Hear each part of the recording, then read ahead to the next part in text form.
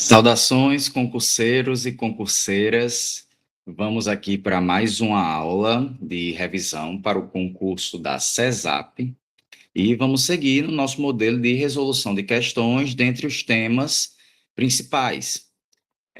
Hoje eu trouxe 19 questões para a gente apreciar dentre os temas mais pertinentes da história do Rio Grande do Norte, versando sobre as temporalidades da colônia, do Império e da República. E aí, vamos que vamos. Na questão 1, temos o seguinte. Leia o trecho a seguir. O forte, construído à margem direita da barra do rio Potengi, foi erguido por ordem da coroa portuguesa com o intuito de proteger a costa norte da colônia de invasões estrangeiras. Ok. A partir da análise do papel geopolítico do Forte dos Reis Magos, é correto afirmar que a. Seu posicionamento estratégico visava principalmente a defesa contra ataques indígenas e contrabandistas. B. A construção do forte marca o início da interiorização da colonização portuguesa no Seridó Potiguar. C. A edificação do forte visava resguardar interesses mercantis e assegurar o controle territorial diante de ameaças externas. E D. Sua função primordial estava relacionada ao alojamento de missionários e catequese de povos originários. Então, gente, o Forte dos Reis Magos é uma estrutura militar, né, parte de uma estratégia militar da colônia, no período em que o Rio Grande se tornou uma capitania régia, ou seja, estava sob o controle da coroa, diretamente do rei de Portugal, e o principal objetivo com a construção do forte era a proteção daquele território, a sinalização de que ali havia um povo, um reino, um estado que estava demarcando o território para uma possível colonização, né, que era o grande intuito da coroa portuguesa.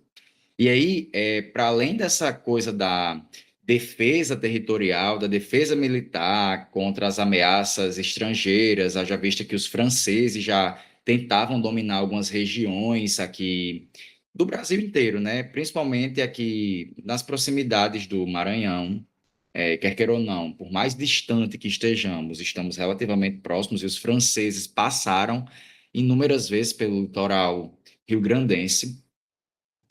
E também a ideia de assegurar o controle das populações locais, né? Porque ali estaria a estrutura de poder do Estado português. O que nos leva diretamente à alternativa C como alternativa correta. Vamos para a questão de número 2. A fundação da cidade de Natal, em 1599, deve ser compreendida a. Como consequência direta do Tratado de Tordesilhas e da redefinição dos limites coloniais entre Portugal e Espanha. B. Como tentativa da coroa portuguesa de estabelecer uma zona franca para o comércio entre Brasil e Europa. C. Como parte da política de ocupação efetiva da região norte do Brasil, marcada pela consolidação do domínio lusitano. E D, como reflexo do ciclo do pau-brasil e do açúcar no interior do Nordeste, que demandava novos centros administrativos. Gente, a cidade de Natal foi fundada e logo foi elevada, né? Geralmente se torna uma vila, a gente viu isso nas aulas, e ela logo foi elevada à categoria de cidade, mesmo muito minúscula, ali nas proximidades do forte. E isso aconteceu porque era parte de uma estratégia política colonizadora de interiorização da coroa portuguesa no território do Novo Mundo, né, território brasileiro. E, basicamente, o interesse girava em torno de quê? De conquistar terras, seguindo ali, né, do Ceará, do Piauí, do Maranhão e, posteriormente, do Pará, né, as colonizações dessas capitanias subsequentes, a colonização efetiva, ela vem como parte dessa estratégia que foi montada a partir da construção do Forte dos Reis Magos e, posteriormente, um ano depois, da fundação da cidade de Natal. E isso nos leva a marcar a alternativa C como alternativa correta. Questão 3. Sobre as invasões holandesas no território do atual Rio Grande do Norte durante o século XVII, é correto afirmar que A. A resistência luso-brasileira foi ineficaz, facilitando as instalações dos holandeses na capitania por mais de um século. B. A ocupação holandesa teve caráter tanto militar quanto econômico, estruturando-se em alianças com segmentos locais. C. As invasões foram ilimitadas, porém concentraram-se na cidade de Natal, não chegando a afetar outras áreas do sertão potiguar.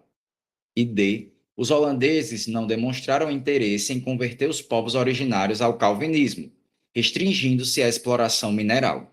Gente, os holandeses, quando eles chegam no Brasil, eles conseguem se instalar ali no litoral pernambucano, na região de Recife, Barra Olinda, e eles seguem tentando estabelecer domínio por meio de tratados e acordos de paz com os indígenas locais, né? Eles conseguiram realizar aqui no Rio Grande do Norte esse tipo de política, estabelecendo um certo domínio, né? Não foi aquele domínio burocrático e total, mas estabeleceram um certo domínio em regiões do Rio Grande, né? Da capitania do Rio Grande. E aí, só para justificar alguns itens incorretos, os holandeses eles não conseguiram ter uma ocupação eficaz do território do Rio Grande. Eles tiveram sim de Pernambuco, mas não do Rio Grande.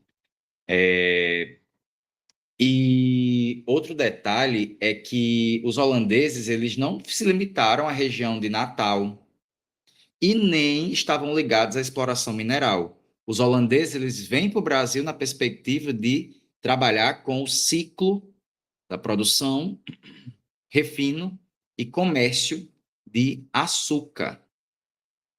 E aí, nossa alternativa correta na questão 3 é a alternativa B. Só lembrando que o gabarito vai aqui no vídeo, né, para vocês. Meu e-mail vai junto também, mas que eu posso disponibilizar o gabarito por escrito para vocês também, caso sintam a necessidade. Questão 4. Durante o período imperial, a economia do Rio Grande do Norte se organizou principalmente. Então vamos aqui, ó.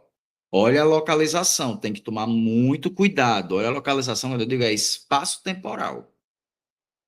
Espacial é mais fácil, porque é Rio Grande do Norte, né? Estado, província, capitania.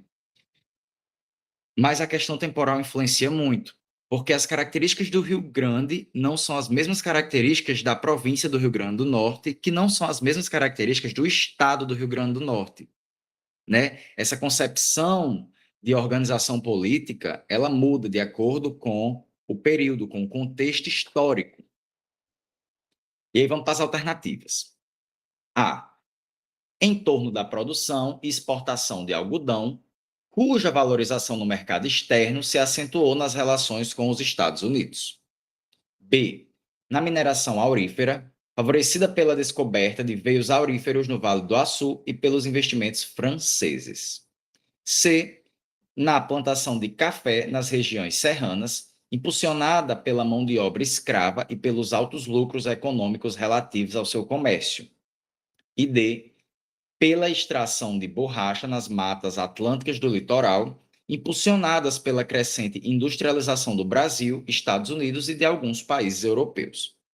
Vamos lá, gente. A economia do Império tem uma particularidade muito próxima da colônia, que é a principal atividade econômica era a pecuária.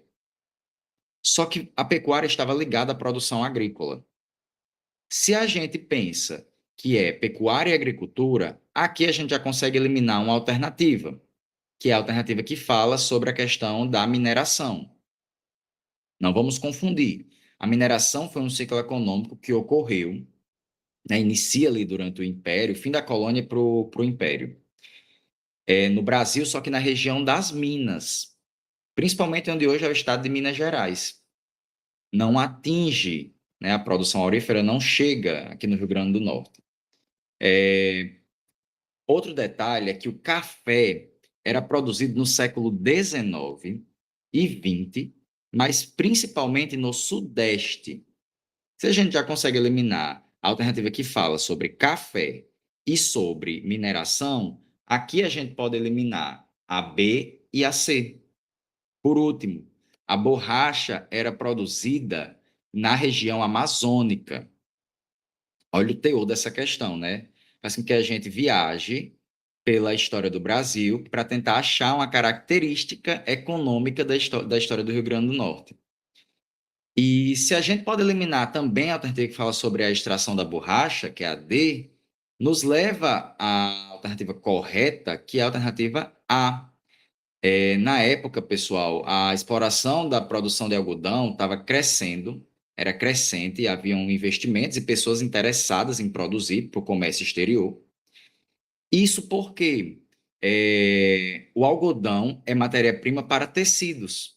Internacionalmente, dois países principais, a gente pode adicionar até mais um, os principais, França e Inglaterra, que se industrializaram mais cedo, e os Estados Unidos, grande parceiro comercial do Brasil, né, que no início do seu processo de industrialização comercializava o algodão brasileiro, porque a produção de algodão dos Estados Unidos não era suficiente para a demanda da produção de lá. Então, nossa alternativa correta na questão 4 é a alternativa A. E a gente segue. Questão 5, uma questão para julgar os itens, as assertivas, e entender qual assertiva está correta ou quais. A respeito do movimento salineiro ocorrido no Rio Grande do Norte em 1904, né, que vai culminar posteriormente, 40 e poucos anos após, na criação do Sindicato dos Salineiros. Nós estudamos isso nas nossas aulas. Vamos fazer a recapitulação. Analise as assertivas abaixo. Então, vamos lá. 1. Representou uma reação contra o monopólio exercido pelos grandes comerciantes da capital. 2. Envolveu trabalhadores livres, em sua maioria ligados à produção artesanal de sal. E 3. Foi desencadeado por imposições fiscais que afetavam os pequenos produtores. Pessoal, vamos julgar os itens, certo? O item 1 coloca que o movimento foi criado porque os salineiros estavam se revoltando contra o monopólio que era exercido pelos grandes produtores, né, os grandes proprietários. Confere. Né, essa era a principal demanda deles, a exploração, péssimas condições de trabalho, péssimas remunerações e, consequentemente, um desânimo, um desfavorecimento. 2.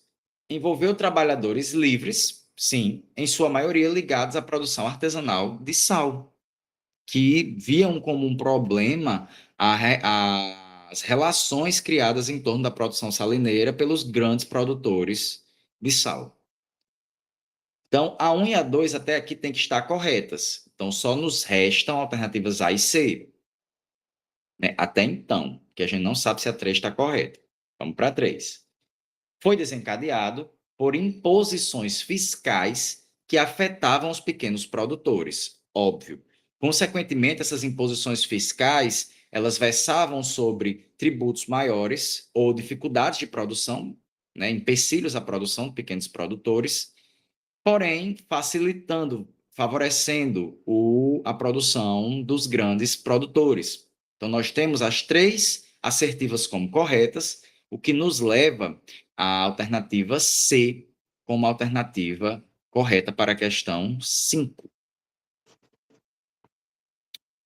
E vamos para a questão 6. Observe o excerto publicado em um jornal potiguar da década de 1920. Não se pode mais silenciar. A mulher norte-riograndense ergue-se contra o jugo da exclusão. O direito ao voto não é uma concessão, é um reconhecimento. Com base no texto e nos debates do período sobre o sufrágio feminino no RN, é correto afirmar: A. O RN acompanhou tardiamente os movimentos feministas nacionais, só concedendo voto às mulheres na década de 1940. Pessoal, o detalhe é que o Rio Grande do Norte é um estado pioneiro, vamos dizer assim, na conquista por direitos femininos. Então, aqui nós já temos um equívoco, né, o que pode eliminar a alternativa A. B. As mulheres potiguares foram impedidas de votar por decisão judicial, mesmo após garantias legais promovidas pelas jurisdições locais. C. O Rio Grande do Norte destacou-se nacionalmente ao permitir o voto feminino antes do Código Eleitoral de 1932, sendo pioneiro nesse processo. E D. A conquista do sufrágio feminino no RN só se consolidou após intensa pressão de organizações internacionais, inicialmente com baixa adesão local. Pessoal, nesse processo não houve essa interferência direta de instituições ou estados, organizações, órgãos internacionais. Então, aqui a gente também já pode eliminar D e nos sobra B e C para fazer aquela análise. Pessoal, a nossa alternativa correta aqui é a alternativa C. O que faz da B estar errada? Gente, elas não foram impedidas de votar. Elas votaram, mas o voto não foi computado, né? Só para dar aquela recapitulada. A primeira pessoa a votar foi Celina Guimarães Viana, antes do sufrágio, que foi declarado legalmente pelo presidente Vargas, né, com seus interesses por trás. E a grande questão como eu disse, elas votaram e o voto ele não era, eu digo computado, né, mas não era essa coisa tecnológica. No caso, ele não era contabilizado, acho que é um termo mais interessante, mais apropriado. Porém, as garantias legais da jurisdição local foram reais. O governador do estado, na época, que se não me foge a memória, Juvenal Lamartine, ele promulgou uma lei que garantiu o direito ao voto às mulheres naquele ano, 1928. E aí, nossa alternativa correta, C, traz exatamente a ideia de que o Rio Grande do Norte, antes do Código Eleitoral de 32, consegue, de forma ineficaz, quer queira ou não, né? A gente pode questionar a eficácia, já que esse voto não foi contabilizado, então, né, a falha na consolidação, de fato, né, dos direitos femininos relacionados à questão eleitoral. Porém, quer queira ou não, o Rio Grande do Norte é o estado pioneiro nas lutas e conquistas femininas, né, no voto, no direito ao voto, no direito de ser votada, e em algumas outras lutas. Isso muito desencadeado pela formação, quer queira ou não, de uma elite intelectual que tem acesso a leituras externas, a um movimento que tinha relações com outros movimentos espalhados pelo Brasil e que, aos poucos, foi conseguindo angariar espaço. Porém, a atuação nos jornais, como eu tinha citado, né, foi importantíssima, porque era naqueles espaços, quer queira ou não, marginais, porque não eram nas grandes mídias, não eram nos grandes jornais que essas mulheres estavam publicando. Pensar a realidade moçoroense. Não havia na redação, durante esse período, aqui a Primeira República, uma mulher que estava lá expondo e criando opiniões públicas. Na verdade, eram só homens. E a gente pode se estender para quaisquer outros jornais. A mulher que quisesse publicar num jornal, ela tem que fazer a solicitação de uma chamada privada, pagando por isso. Né? Ah, mas os homens não tinham que pagar? Sim, mas eram homens que produziam os jornais, que eram donos das editoras e donos da opinião publicada. Vamos para a questão 7. Questão bem miudinha e de um conteúdo muito bom.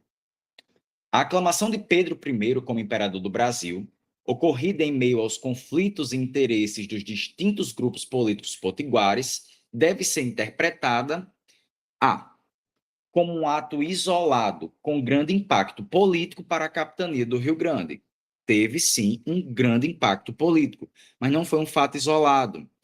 Basicamente, todas as províncias passaram por esse processo de aclamar, de legitimar, de até aplaudir o imperador. Né? Alguns com movimentos mais pacíficos, como o caso do Rio Grande do Norte, por meio de acordos ou de burocracias legais e institucionais, outros por meio de revoltas, como no caso da Bahia.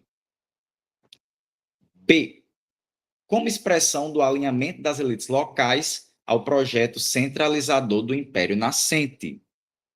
C. Como demonstração da rejeição popular ao constitucionalismo liberal e apoio ao projeto centralizador. E C. Como resultado da mobilização das comunidades indígenas, as quais legitimaram o poder do imperador. E aí, vocês podem até estar questionando, né, a ideia, acredito, que em algumas questões deva vir essa questão. Professor, essa questão, ela é fácil, ela é difícil, ela é muito difícil. O que você acha? Então, essa aqui é uma questão relativamente fácil. Se você sabe o básico, ela se tornará fácil para você. Se você estudou de fato, ela será muito, muito fácil, né? Aqui a gente vai pensar o quê? Vamos eliminar A, porque não foi um fato isolado, como eu citei anteriormente. Não foi fruto de um apoio a um projeto centralizador, porque a população estava de fora das decisões sobre isso, não tinha essa cidadania plena. E outro detalhe é que os indígenas eles também estavam por fora. Se a população livre trabalhadora estava por fora, de modo geral, imagine os indígenas que na época passavam de forma abusiva, direta, pelas políticas no plural, né, de silenciamento, de invisibilização, de segregação, né, que constitui a ideia do mito do desaparecimento indígena. Então, aqui, a nossa alternativa correta é a alternativa B. Traz exatamente a ideia de que os interesses da elite, ou das elites, fomentavam a participação nesse movimento de aclamação de forma pacífica. Porque, de alguma forma, as elites beberam dos benefícios cedidos pelo império. Né? Havia ali uma troca de interesses. Não foi por nada, não foi por bondade nem por maldade, mas uma troca. E aí, né, nossa alternativa correta, mais uma vez, da questão 7, alternativa B. Questão 8, outra questão bem simples. Mais uma vez, atenção ao contexto. Olha como a questão inicia. No contexto da Primeira República. A Primeira República vai do fim do século XIX até o início do século XX, né? Mais especificamente ali de 1889 até 1930, que é quando inicia a Era Vargas. Então vamos lá. O confronto entre cafeístas e decaídos no RN expressava, aí vamos lá, quem são os cafeístas, quem são os decaídos. Os cafeístas são aquele grupo político associado à figura de Café Filho, que à época se mostrava um republicano tradicional, e os decaídos que chegavam como oposição aos cafeístas, certo? Vamos lembrar disso. A disputa entre grandes produtores de café. A gente já viu em outra questão, no início da aula, que não houve produção de café no Rio Grande do Norte, né? Isso para produção em larga escala. Não houve. B. A tensão entre as oligarquias tradicionais e novos grupos ligados ao comércio e à burocracia estatal. Confere. Porém, vamos ler o restante. C. A oposição entre senhores de terras e sindicatos operários nas áreas urbanas e rurais. Gente, os cafeístas decaídos tinham um conflito político não trabalhista, por exemplo, como essa alternativa pode indicar. E D, disputa entre líderes religiosos e as oligarquias políticas pelo controle político das instituições. Não, né? Esses grupos, por mais que todas as pessoas, que as pessoas desses grupos tivessem religião, não era um conflito de liderança religiosa contra a oligarquia, né? Era um conflito de interesses que estava ligado ao quê? A exatamente o que a alternativa B traz para a gente, a ideia do comércio e da burocracia do Estado. Ok? Questão simplesinha, muito fácil. Vamos para a questão 9. Sobre a invasão de Lampião a Mossoró em 1927, é correto afirmar que a. Os cangaceiros invadiram e tomaram poder político na cidade, estabelecendo controle sobre as oligarquias e contrariando seus interesses. B. A resistência armada dos moçoroenses foi decisiva para impedir o saque pretendido pelos cangaceiros e consolidar uma narrativa política de heroísmo. C. O ataque foi motivado por questões políticas locais, envolvendo disputas eleitorais entre as oligarquias e os saques de fazendas e comércios por parte de grupos armados. E D. Após o episódio, Lampião e seu bando foram capturados pela polícia potiguar e executados, o que gerou comoção popular e a criação de narrativas messiânicas. Vamos julgar alternativa a alternativa, né? Esse é um conteúdo que eu julgo importantíssimo. Não necessariamente a atuação do bando de Lampião, mas o movimento do cangaço. E aí, no Rio Grande do Norte, o principal marco da atuação do movimento do cangaço foi em Mossoró, né? Nessa época do fim da Primeira República, com a invasão à cidade. Mas vamos julgar alternativa por alternativa, certo? Os cangaceiros sim invadiram a cidade, mas eles não tomaram o poder político, né? Houve uma resistência fortíssima a essa tomada de poder. Então a gente pode eliminar a alternativa A. A B traz a ideia de que a resistência moçoroense ela foi crucial para deter os cangaceiros e impedir a consolidação do seu interesse, que era o saquear a cidade. E sim, as elites se aproveitaram da situação, do contexto, para criar narrativas heróicas sobre a resistência. Tanto que as pessoas que lutaram contra o bando são lembradas hoje, né, são imaginadas, são concebidas pelo imaginário popular, pela memória, como heróis da resistência. C. O ataque, né, do bando foi sim promovido por questões políticas locais, né? A seca, o flagelo da seca, que intensificava a pobreza, a desigualdade social, a fome, principalmente, né? O grande problema da seca, a sobrevivência. E aí traz a ideia de quê? Que envolveu disputas eleitorais entre as oligarquias e os saques de fazendas e comércios. Gente, o ataque não envolvia disputas eleitorais de oligarquias, certo?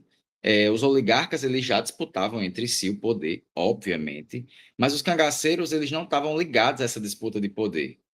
O interesse deles era, de fato, saquear a cidade.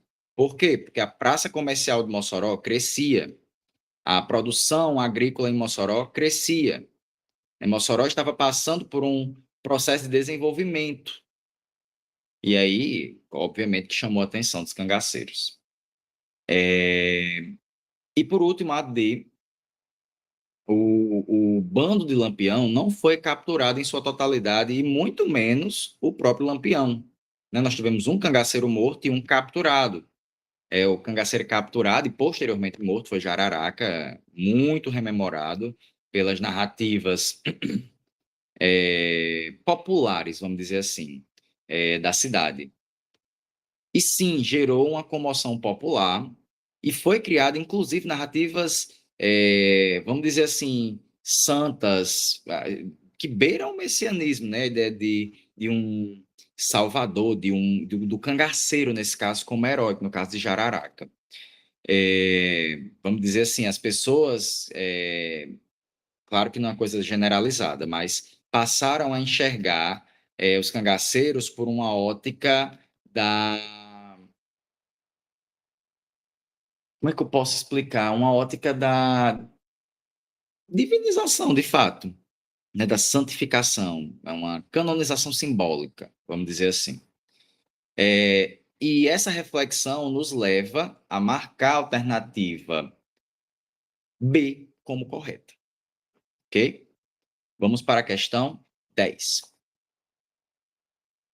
No contexto das transformações socioculturais ocorridas na Primeira República, olha o contexto, o Rio Grande do Norte testemunhou a emergência de instituições educacionais religiosas e públicas. Tendo em vista isso, e considerando o papel desempenhado por escolas religiosas e escolas de artífices nesse processo, assinale a alternativa correta. Então, aqui nós temos uma questão sobre os modelos educacionais no Rio Grande do Norte durante a Primeira República. A. As instituições religiosas do Rio Grande do Norte restringiram-se à formação eclesiástica, não exercendo influência na formação da elite ou na educação feminina. O que faz da A estar errada? Gente, quem tem acesso à educação religiosa, que era privada, paga, caríssima, era a elite. Eram os filhos da elite. E, detalhe, durante a Primeira República, quase inteira, só homens tinham acesso às escolas religiosas no Estado. B. As escolas de artífices, como a de Natal, tinham como objetivo central a formação de quadros dirigentes e magistrados, voltados à administração pública imperial. Primeiro, gente, as escolas de aprendizes artífices, eles tinham como base uma formação técnica. Claro, né, a ideia de civilizá-los de acordo com os interesses das elites. Porque viam as características ainda rurais da população como um problema à civilização, né, o processo civilizador, modernizador, republicano. E outro detalhe é que os magistrados, ou seja, as pessoas que têm acesso à informação e que constroem informação ou que têm poder de escolha, elas não estavam recebendo uma formação direta para isso nas escolas religiosas. No caso, por exemplo, dos professores, né, dentro da área do magistério, eles eram formados pelas escolas normais, que era outro tipo de educação recebida. C. As escolas de artífices, implementada em Natal, procurava formar mão de obra especializada em atividades técnicas e artesanais, inserindo-se nas políticas de modernização e racionalização do trabalho. Incrível. Alternativa belíssima. E D. Desde o século XIX, a educação feminina no Rio Grande do Norte foi promovida pelo sistema público de ensino, entretanto, não contando com o acesso a conteúdos equiparados aos das escolas masculinas. O que faz dessa alternativa D estar errada? As mulheres não tiveram esse acesso ao sistema público de ensino, né? Desde o século XIX, nem dá uma precisão sobre isso. E a gente sabe que as mulheres só vêm ter acesso à educação de fato pública na década de 30, com a Era Vargas, mais uma vez. Então, aqui nossa alternativa correta é a alternativa C. Vamos agora para a questão de número 11. A revolta Quebra-Quilos, 1874 a 1875, que eclodiu em diversas províncias do norte do Império, incluindo o Rio Grande do Norte, só para destacar que a ideia de norte não é região norte, né? O território hoje compreendido como região norte. É a região que está ao norte do Brasil, certo? Continuando. Representou um dos mais expressivos movimentos populares do século XIX.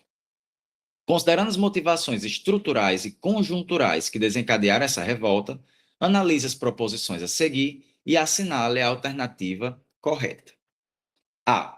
A revolta teve origem na insatisfação com os preços do café e do açúcar, mais uma vez café, e no boicote às exportações promovidas, aqui no caso, por comerciantes locais. Pessoal, só a parte do café aí, você já consegue barrar essa alternativa, certo? Ela é uma alternativa errada. Um mínimo detalhe, né?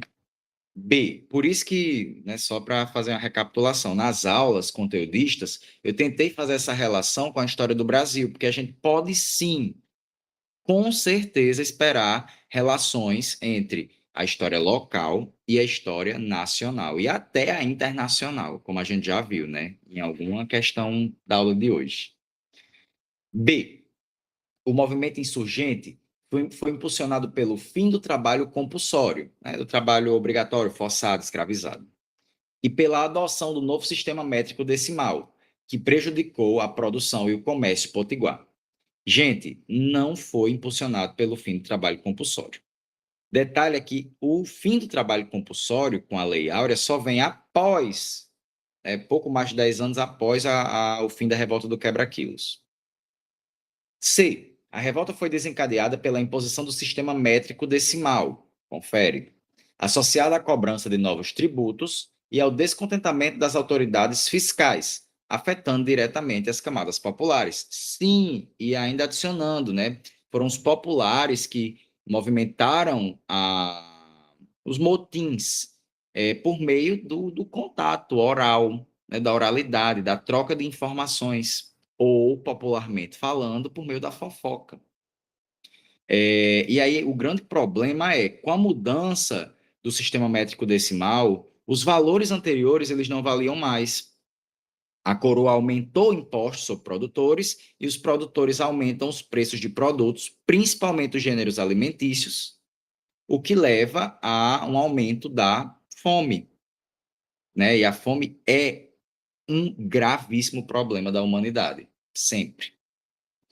D. A principal motivação do levante esteve na adoção do novo sistema métrico decimal e no fechamento dos mercados pelas autoridades republicanas, que assumiram o poder após a queda do Império em 1889.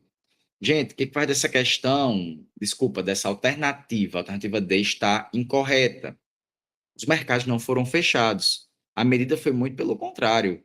Os pracinhas, né, os policiais, a segurança nacional foi chamada para ir para as feiras, né, esperar a montagem das feiras e as feiras acontecerem. Por quê? Porque os revoltosos eles esperavam da mesma maneira. Quando a feira estava montada, eles chegavam para destruir, né, como um movimento de revolta mesmo, o aumento dos preços, como um reflexo da troca do sistema de pesos e medidas, no caso, o novo sistema métrico decimal.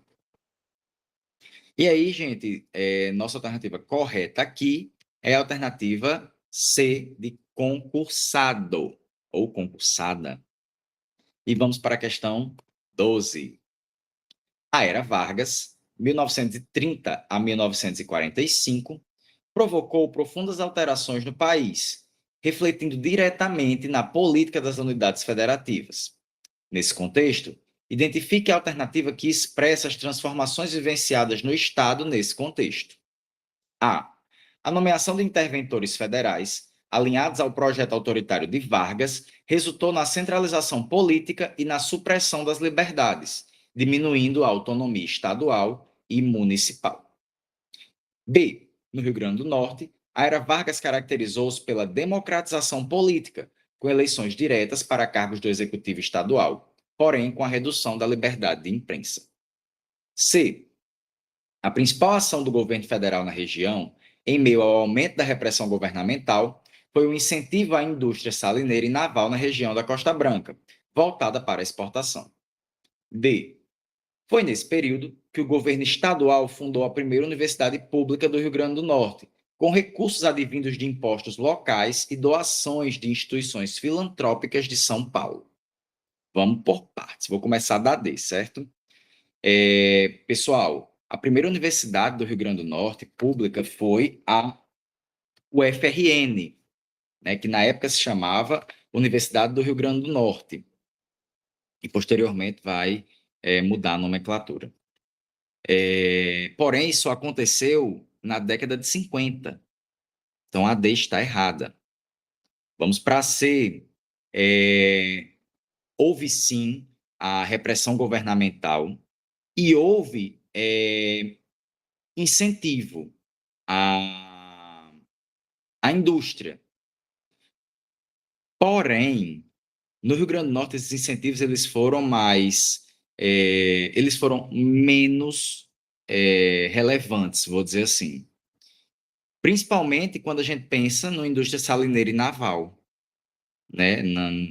A indústria salineira até que a gente pode considerar, mas não é que era uma indústria impulsionada fortemente pelo governo federal. B, a ideia da democratização política é uma piada na era Vargas. Por quê? Porque Vargas era um líder que se mostrava autoritário desde que entrou no governo, por meio dos seus sucessivos golpes, velados ou legais. E nós temos aquela alternativa bonitinha para a gente marcar, que vai falar exatamente o quê? Da ideia de que Vargas nomeou interventores, ou seja, pessoas de sua confiança, para os estados ou para regiões, né, que podiam ser 1, 2, 3 estados, dependendo do interventor. E essas pessoas, elas conseguiam homogeneizar os interesses da era Vargas. Elas conseguiam consolidar, homogeneizar a população ali dentro, o Estado, dentro dos interesses do grupo político varguista, trazendo o quê? Supressão de liberdades e, consequentemente, a redução dessa autonomia municipal e estadual. Por quê? Porque durante a Primeira República, os municípios e estados eram muito mais fortes do que o poder nacional, no sentido de que quem mandava, quem tinha privilégio, prestígio e poder econômico eram as elites locais. Então, nós temos aqui aquela alternativa bonitinha para a gente marcar sem medo de ser feliz para ser aprovado nesse concurso. Vamos para a questão 13. A antecipação da abolição da escravidão na cidade de Mossoró, ocorrida em 30 de setembro de 1883, antes, portanto, da promulgação da Lei Áurea, em 1888, é considerada um marco simbólico da história potiguar. A respeito desse evento, analise as assertivas abaixo e assinale a correta. A. O episódio em Mossoró foi um levante popular planejado pela população local, desprovida do apoio das elites e rapidamente reprimido pelas forças imperiais. Então, gente, esse movimento ele foi um movimento elitista. Elitista. Quem planejou? A elite intelectual, os grupos maçônicos, alguns líderes da Igreja Católica, né? Ou seja, não são pessoas trabalhadoras convencionais, né? A população comum que a gente chama, foi elite de fato. B. A ação foi resultado da consolidação de interesses dos missionários católicos, que por motivações religiosas promoveram a alforria coletiva dos cativos. Pessoal, os católicos, como eu citei anteriormente, até estavam envolvidos nesse projeto de derrubada do sistema escravocrata, mas não era um interesse comum a todos os clérigos. Eles discordavam dentro da própria instituição católica sobre a permanência ou a quebra com o sistema escravocrata. C. A emancipação dos cativos foi uma imposição direta do governo provincial, dentro de um projeto liberal radical promovido em todo o norte do Império. Não, gente, não foi imposição, e muito menos indireta, do governo provincial. Foi interesse das elites locais, de fato, da cidade de Mossoró. E D, nossa alternativa correta,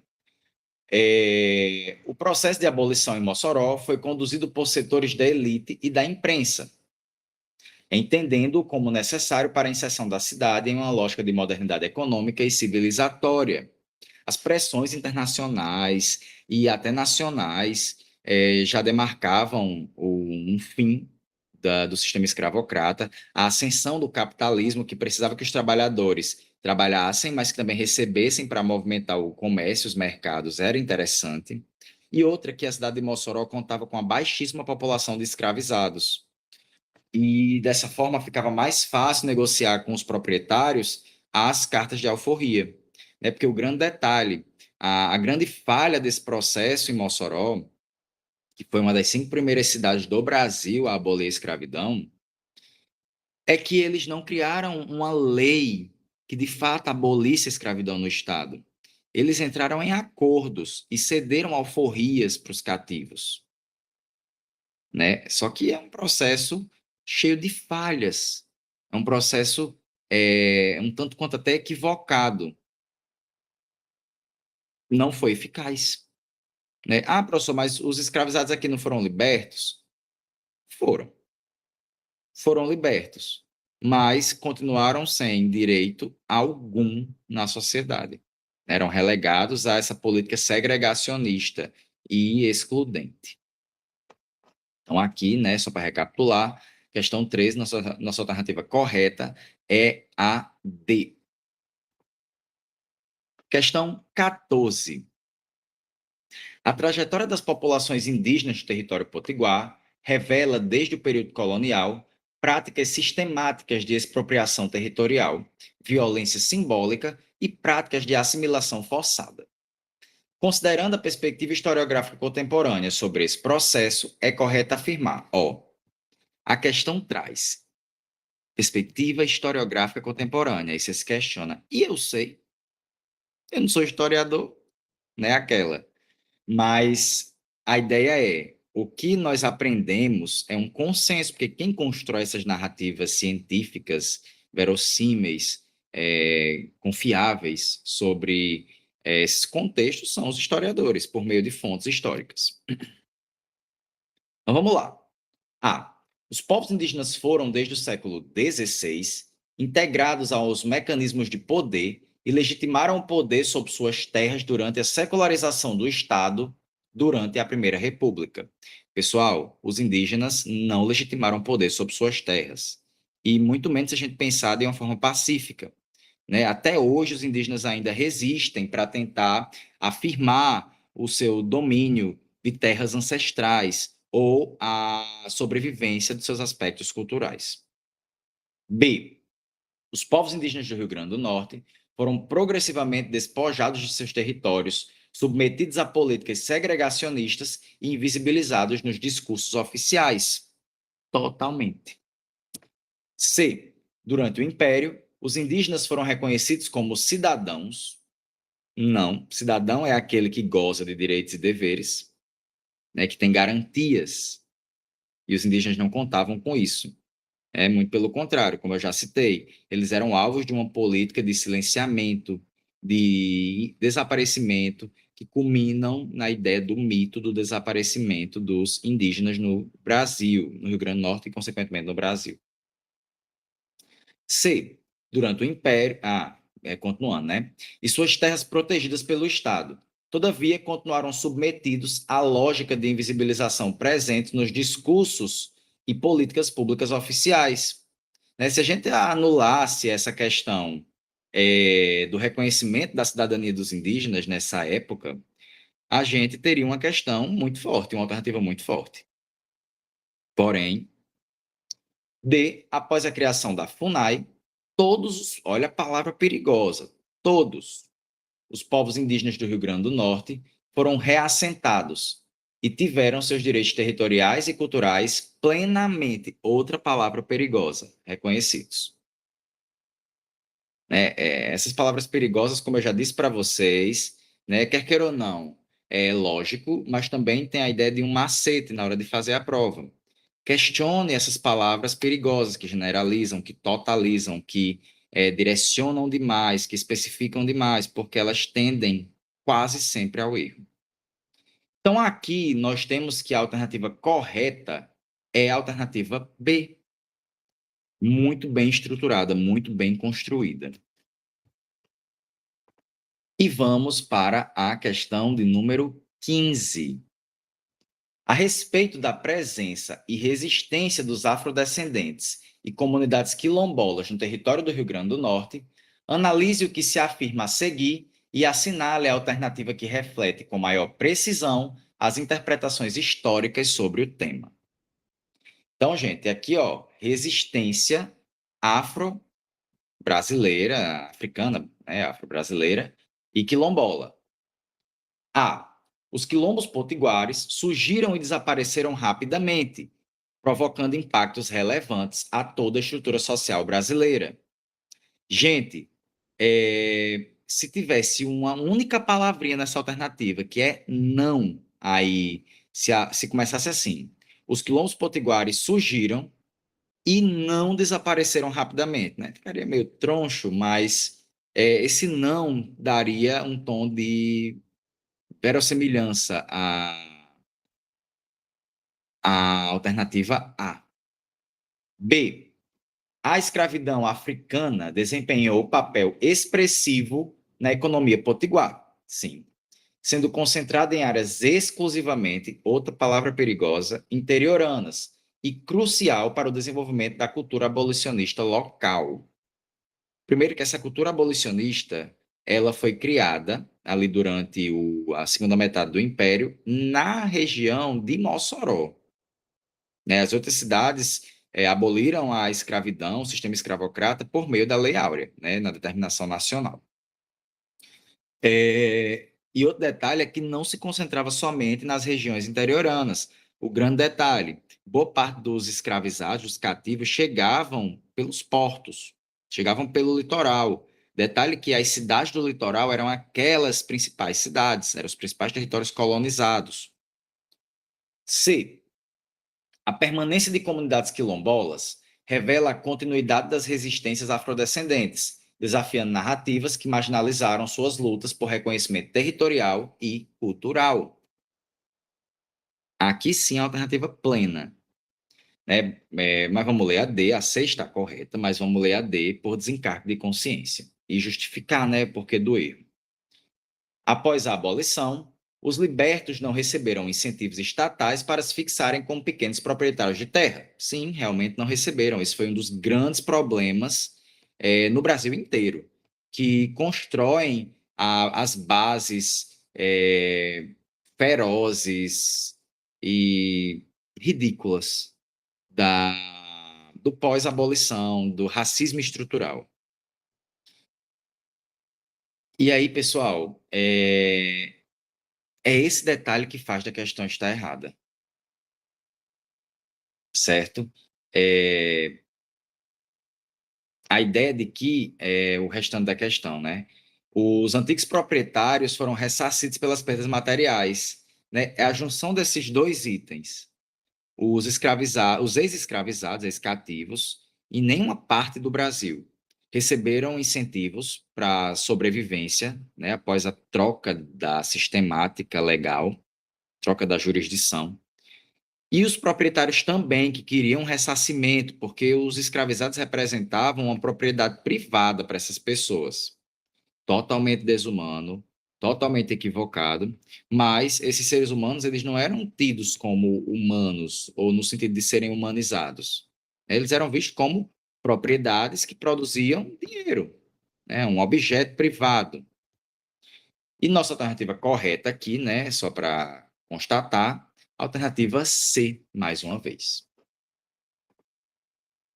Questão 16.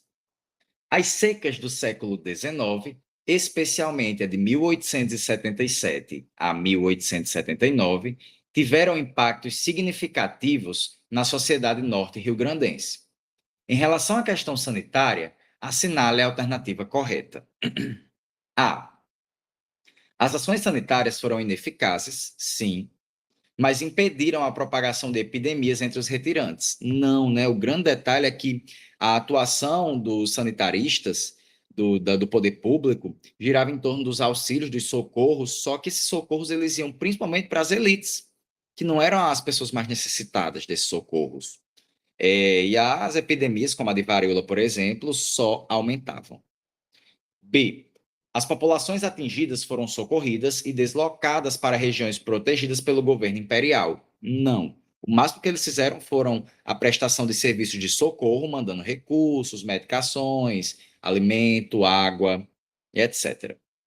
Até pessoas da área da saúde, mas que a população local, comum, não tinha acesso. Ou não tinha um acesso eficaz, facilitado. Alternativa C. As secas agravaram as condições sanitárias. confere. Favorecendo o aumento das desigualdades de tratamento. Bingo. Vamos ler a D. A seca foi utilizada como pressuposto pelo governo imperial para implementar políticas urbanísticas modernas. Olhe, essa alternativa ela é bem complexa, que a gente pode interpretar de formas diversas dentro do que está sendo dito, porém a lógica da seca aqui era a ineficiência do poder público em lidar com a miséria e com as epidemias, né, com um cenário de morte iminente à população pobre por conta do flagelo da seca. Só que não necessariamente a seca foi o discurso utilizado. Na verdade, a ideia era combater a seca e o poder público não conseguiu, né? Não conseguiu rapidamente, vamos dizer assim, porque os resquícios disso ainda estavam presentes no século XX, né? Que é o fim do século XIX. Ah, professor, mas não passou muito tempo. Pois é, né? Mas é um problema gravíssimo. O poder público discutia de assembleia em assembleia e nunca conseguia chegar num ponto chave para conseguir resolver de fato a situação da seca. E aí nós temos a alternativa correta, alternativa C, haja vista que o próprio acesso aos socorros e a própria realidade das pessoas que morriam por conta da seca, que sofriam com a falta de acesso a recursos, ficava muito evidenciada com a seca, né? Porque quem tem recursos conseguia minimamente sobreviver dentro do contexto, se não fosse acometido gravemente por uma doença como a varíola, como eu já citei, as febres, como a febre amarela, etc. Questão 17. Durante o período colonial, mais uma vez, se a questão especifica de fato o período, um período certinho, se atenha ao período. As câmaras municipais do Rio Grande legislavam sobre. Por que eu repeti isso, acredito, já pela quinta vez nessa questão, nessa aula? Porque, gente, o erro das alternativas, muito possivelmente, pode ser sobre um dado correto, mas que não é correto para aquele contexto. Entendem? Por exemplo, de você falar de. Deixa eu pensar aqui. De você falar numa indústria do Rio Grande do Norte durante a colônia. Né? A indústria do Rio Grande do Norte, a indústria salineira, que cresceu, mas a gente sabe que isso foi ali entre o Império e a República. Durante a colônia, não. Vamos para as alternativas, né? Sobre o que as câmaras municipais legislavam aqui no Rio Grande. A. Questões de política externa e tratados com nações indígenas. Ambos errados, né? A ideia era tratar a política interna, de fato, e versando principalmente sobre os interesses dos homens brancos. B. Regulação da vida urbana, tributos, moralidade pública e manutenção das ordens régias. Sim, para os 4 itens. C. Relações diplomáticas entre os indígenas, africanos e europeus, além de tributos e normas de conduta. Gente, os camarários, como eram chamados, eles não se ocupavam necessariamente de resolver conflitos, ou não principalmente, né? Ou trabalhar questões diplomáticas entre as diversas etnias ou povos diversos, de diversas origens do Rio Grande. C. Perdão, D. Políticas educacionais e culturais, sim. Secularização do Estado e relações econômicas internacionais. Secularização do Estado é o quê? A laicização do Estado. Isso não era debatido nessa época ainda. E as relações econômicas internacionais, pelo mesmo motivo que a gente eliminou a alternativa A. E aí, mais uma vez, a mesma dica para vocês, para a gente lembrar sempre. Quando você vê duas alternativas que falam sobre a mesma coisa, se você não achar um erro ali muito gritante, muito provavelmente elas estarão erradas. Ou a questão vai ser anulada. Por quê? Porque tem duas alternativas que estão corretas. Né? Então, isso já é um bônus. Se eu vejo o mesmo assunto ali colocado de uma forma muito semelhante, em duas alternativas diferentes, eu posso pensar logicamente que estão erradas, como é o caso aqui da questão 17. Nosso gabarito é a alternativa B. Questão 18. Estamos nos aproximando do fim da nossa aula de hoje. No que se refere à economia e fiscalidade na capitania do Rio Grande, durante o período colonial, é correto afirmar: A. Os tributos recolhidos na capitania eram integralmente aplicados em obras públicas locais e serviços públicos, por decisão da Câmara Municipal. B. A ausência de fiscalização régia fez com que a capitania não contribuísse adequadamente com tributos para a coroa portuguesa. Gente, não havia ausência. Podia haver um certo, eu vou chamar de o poder real se esquivava de tratar diretamente disso, até porque o poder real, a coroa, não estava aqui. Porém, o Rio Grande contribuiu, sim, ano após ano, com os tributos. C. A arrecadação de tributos integrava o sistema fiscal português, sendo viabilizada no Rio Grande por meio de autos de arrematação que transferiam a cobrança a contratadores. Só para a gente fazer um exercício de memória. Os autos de arrematação eram o quê? Determinações que promoviam a escolha de pessoas que seriam responsáveis pelo recolhimento de impostos. Essa pessoa ia garantir um valor X para a coroa, podendo ela lucrar até mais, ou, né, de forma bem ruim para essas pessoas, bem menos, que aconteceu pela história do Rio Grande do Norte, até onde eu tive acesso, foram só 2 vezes. Porém, aconteceram.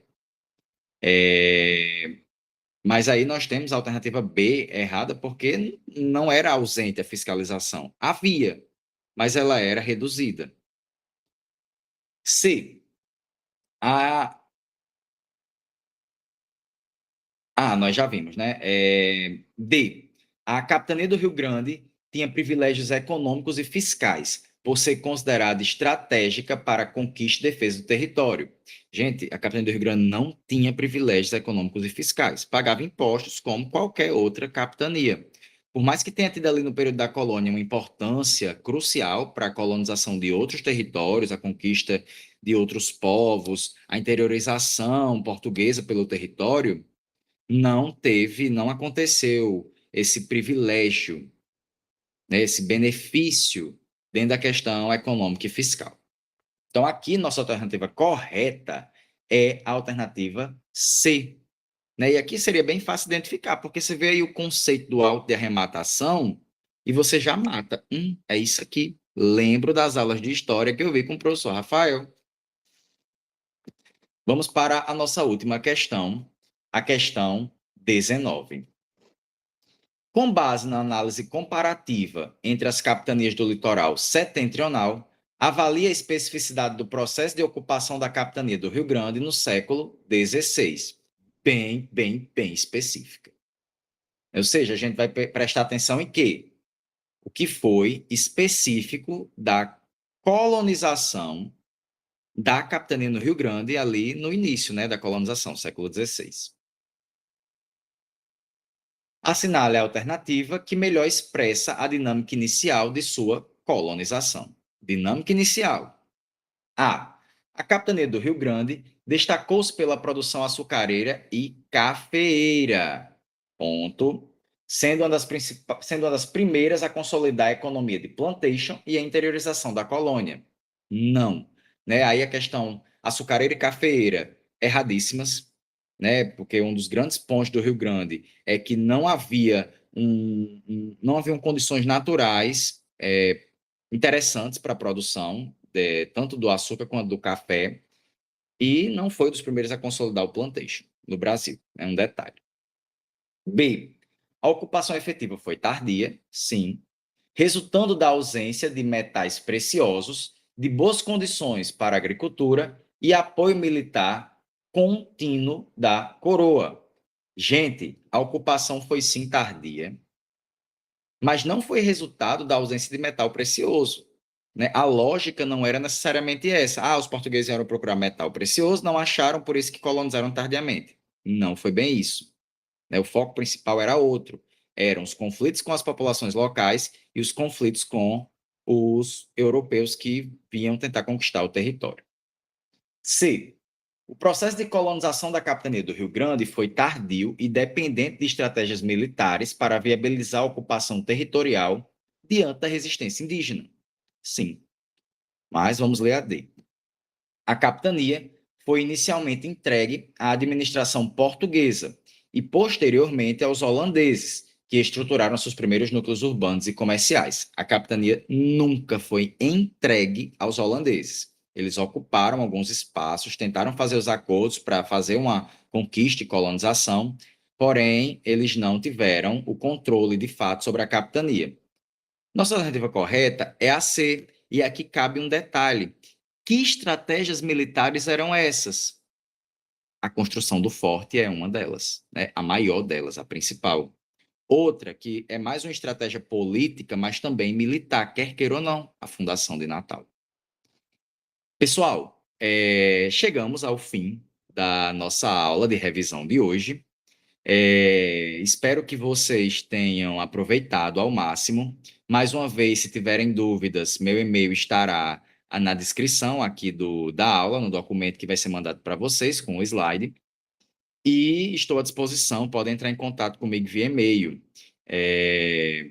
Estou torcendo por todos, pelo sucesso, pela aprovação de todos no concurso. E foquem, continuem focados nos estudos, certo? Cheiro, gente, bons estudos e até o próximo encontro.